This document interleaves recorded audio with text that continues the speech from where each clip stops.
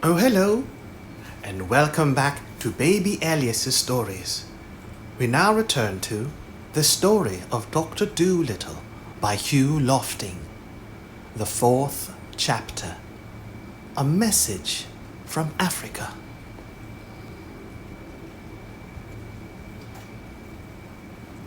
That winter was a very cold one, and one night in December, when they were all sitting round the warm fire in the kitchen, and the doctor was reading aloud to them out of books he had written himself in animal language, the owl, Tutu, suddenly said, "Shh! What's that noise outside? Ooh, ooh!" They all listened, and presently they heard the sound of someone running. Then the door flew open, and the monkey, Chi-Chi, ran in, badly out of breath. "Doctor!" he cried. "I've just had a message from a cousin of mine in Africa.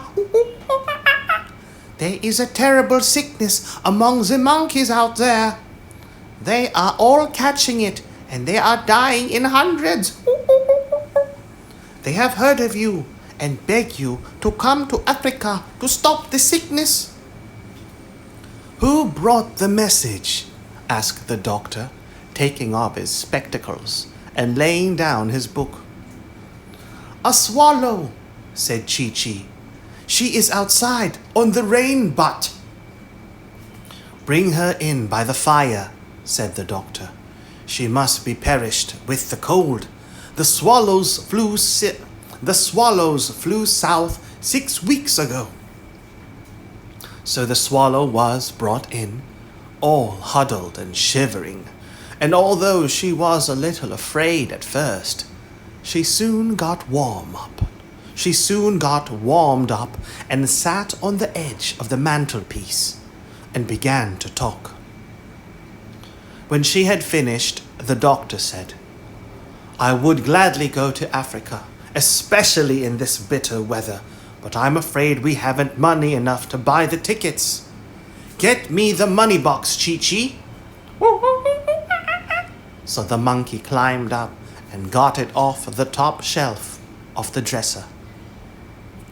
There was nothing in it, not one single penny. "I felt sure there were 2 pence left," said the doctor. "There was," said the owl, "but you spent it on a rattle for that badger's baby when he was teething." "Did I?" said the doctor. Dear me, what a nuisance money is, to be sure. Well, never mind. Perhaps if I go down to the seaside, I shall be able to borrow a boat that will take us to Africa. I knew a seaman once who brought his baby to me with measles. Maybe he'll lend us his boat. The baby got well." So early the next morning, the doctor went down to the seashore, and when he came back, he told the animals it was all right. The sailor was going to lend them the boat. Then the crocodile and the monkey and the parrot were very glad and began to sing, because they were going back to Africa, their real home. And the doctor said, "I shall only be able to take you 3, with Jip the dog, Dab Dab the duck, Gub Gub the pig, and the owl Tutu. The rest of the animals, like the dormice and the water voles and the bats, they will have to go back and live in the fields where they were born till we come home again. But as most of them sleep through the winter, they won't mind that, and besides, it wouldn't be good for them to go to Africa." So then the parrot, who had been on long sea voyages before, began telling the doctor all the things he would have to take with him on the ship. "What? You must have plenty of pilot bread," she said. "Hard tack, they call it. And you must have beef in cans and an anchor." I expect the ship will have its own anchor, said the doctor. Well, make sure, said Polynesia, because it's very important. You can't stop if you haven't got an anchor, and you'll need a bell. What's that for? Asked the doctor. To tell the time by, said the parrot. You go and ring it every half hour, and then you know what time it is, and bring a whole lot of rope. It always comes in handy on voyages. Then they began to wonder where they were going to get the money. Where they were going to get the money from to buy all the things they needed. Oh, bother it. Money again, cried the doctor. Goodness, I shall be glad to get to Africa where we don't have to pay, where we don't have to have any. I'll go and ask the grocer if he will wait for his money till I get back. No, I'll send the sailor to ask him. So the sailor went to see the grocer, and presently he came back with all the things they wanted. Then the animals packed up, and after they had turned off the water so the pipes wouldn't freeze, and put up the shutters, they closed the house and gave the key to the old horse, who lived in the stable. And when they had seen that there was plenty of hay in the loft to last the horse through the winter, they carried all their luggage down to the seashore and got on to the boat. The cat's meat man was there to see them off, and he brought a large suet pudding as a present for the doctor because he said he had been told you couldn't get sway pudding in foreign parts. As soon as they were on the ship, Gub-Gub the pig asked where the beds were, for it was 4 o'clock in the afternoon, and he wanted his nap. So Polynesia took him downstairs into the side of the ship and showed him the beds, set all on top of one another like bookshelves against a wall. Why, that isn't a bed, cried Gub-Gub. That's a shelf. Beds are always like that on ships, said the parrot. It isn't a shelf. Climb up into it and go to sleep. That's what you call a bunk. I don't think I'll go to bed yet, said Gub-Gub. I'm too excited. I want to go upstairs again and see them start. Well, this is your first trip, said Polynesia. You will get used to the life after a while. And she went back up the stairs of the ship, humming this song to herself. I've seen the Black Sea and the Red Sea. I rounded the Isles of Wight. I discovered the Yellow River and the Orange too by night. Now Greenland drops behind again, and I sail the ocean blue. I'm tired of all these colors, Jane, so I'm coming back to you. They were just going to start on their journey when the doctor said he would have to go back and ask the sailor the way to Africa. But the swallow said she had been to that country many times and would show them how to get there. So the doctor told Chi-Chi to pull up the anchor, and the voyage began. The 5th chapter, The Great Journey.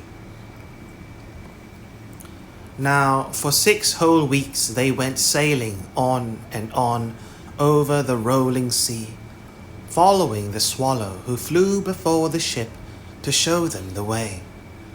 At night she carried a tiny lantern so they should not miss her in the dark, and the people on the other ships that passed said that the light must be a shooting star. So they sailed further and further into the south. It got warmer and warmer. Polynesia, Chi-Chi, and the crocodile enjoyed the hot sun no end.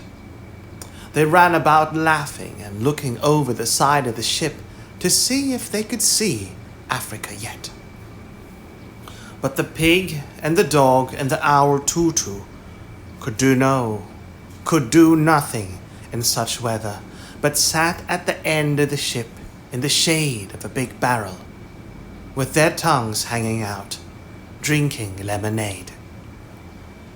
Dab-Dab the duck used to keep herself cool by jumping into the sea and swimming behind the ship, and every once in a while, when the top of her head got too hot, she would dive under the ship and come up on the other side.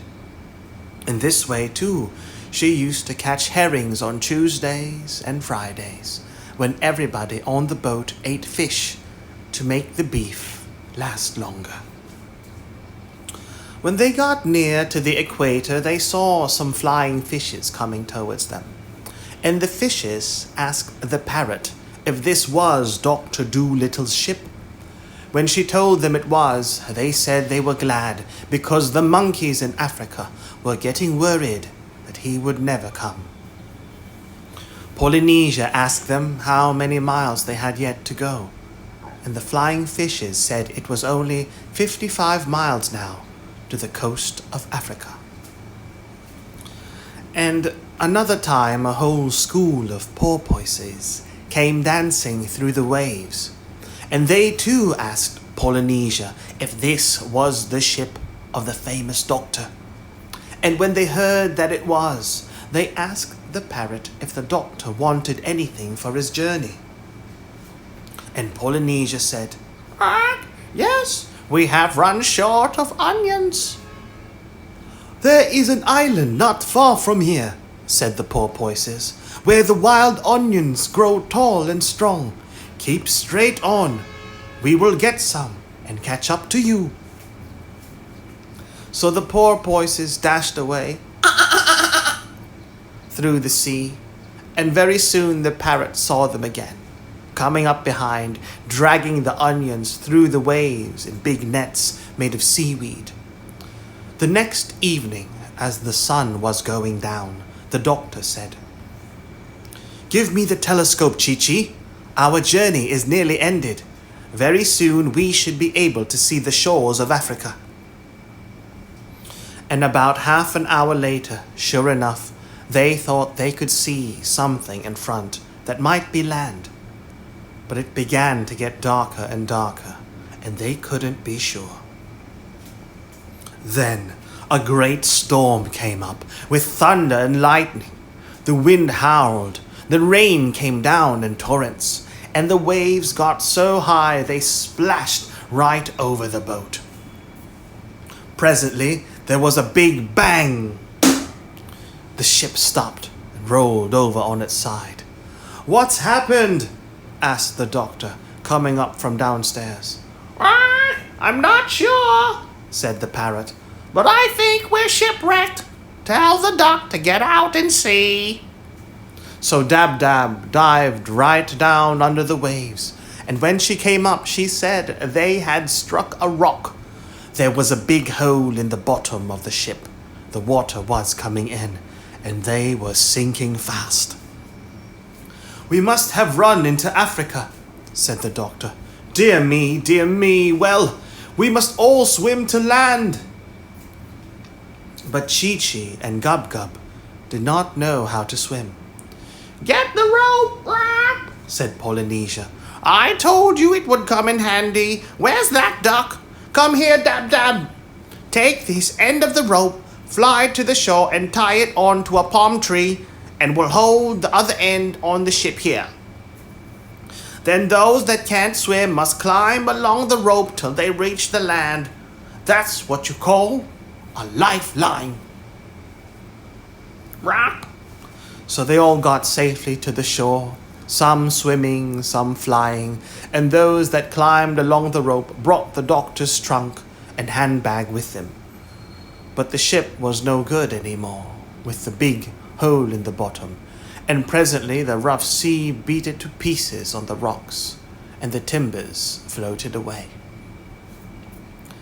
Then they all took shelter in a nice dry cave they found, high up in the cliffs, till the storm was over. When the sun came out next morning, they went down to the sandy beach to dry themselves. "Right, dear old Africa," sighed Polynesia. It's good to get back. Just think, it'll be 169 years tomorrow since I was here, and it hasn't changed a bit. Same old palm trees, same old red earth, same old black ants. There's no place like home. And the others noticed she had tears in her eyes. She was so pleased to see her country once again. Then the doctor missed his high hat, for it had been blown into the sea during the storm.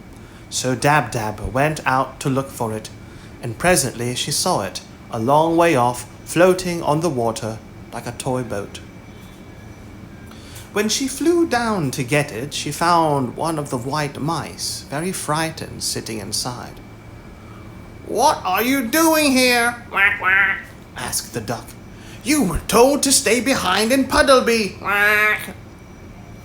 I didn't want to be left behind, said the mouse. I wanted to see what Africa was like. I have relatives there. So I hid in the baggage and was brought onto the ship with the hard tack. When the ship sank, I was terribly frightened because I cannot swim far. I swam as long as I could, but I soon got all exhausted and thought I was going to sink. And then just at that moment, the old man's hat came floating by, and I got into it because I did not want to be drowned. So the duck took up the hat with the mouse in it and brought it to the doctor on the shore, and they all gathered round to have a look. That's what you call a stowaway, said the parrot. Presently, when they were looking for a place in the trunk where the white mouse could travel comfortably, the monkey Chi-Chi suddenly said, Shh, shh, shh. I hear footsteps in the jungle. They all stopped talking and listened, and soon a black man came down out of the woods and asked them what they were doing there. My name is John Dolittle, M.D., said the doctor. I have been asked to come to Africa to cure the monkeys who are sick. You must all come before the king, said the black man. What king? Asked the doctor, who didn't want to waste any time. The king of the Joliginki, the man answered. All these lands belong to him, and all strangers must be brought before him. Follow me. So they gathered up their baggage and went off, following the man through the jungle. The 6th chapter, Polynesia and the King.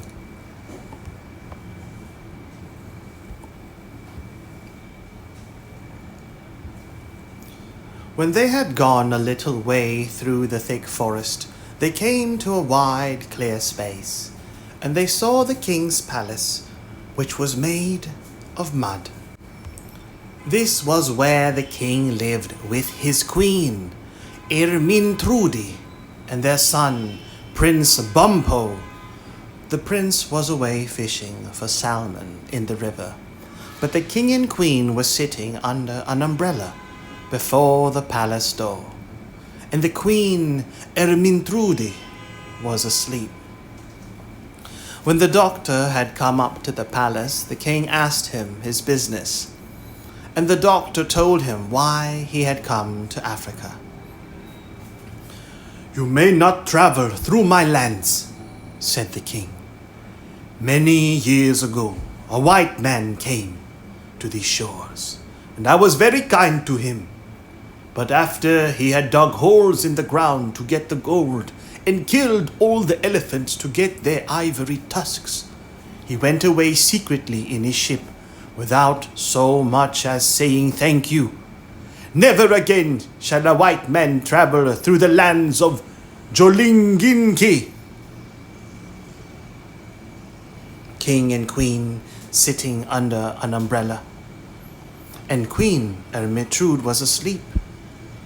Then the king turned to some of the black men who were standing near and said, Take away this medicine man with all his animals and lock them up in my strongest prison." So 6 of the black men led the doctor and all his pets away and shut them up in a stone dungeon. The dungeon had only one little window, high up in the wall, with bars in it, and the door was strong and thick. Then they all grew very sad, and Gub-Gub, the pig, began to cry.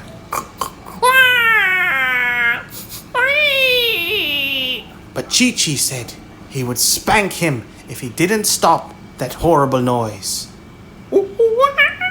And he kept quiet. "Are we all here?" asked the doctor, after he had got used to the dim light. "Quack, quack, quack." "Yes, I think so," said the duck, "quack," and started to count them. "Where's Polynesia?" asked the crocodile. "She isn't here." "Are you sure?" said the doctor. "Look again. Polynesia! Polynesia!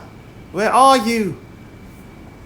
"I suppose she escaped," grumbled the crocodile. "Well, that's just like her. Sneaked off into the jungle as soon as her friends got into trouble."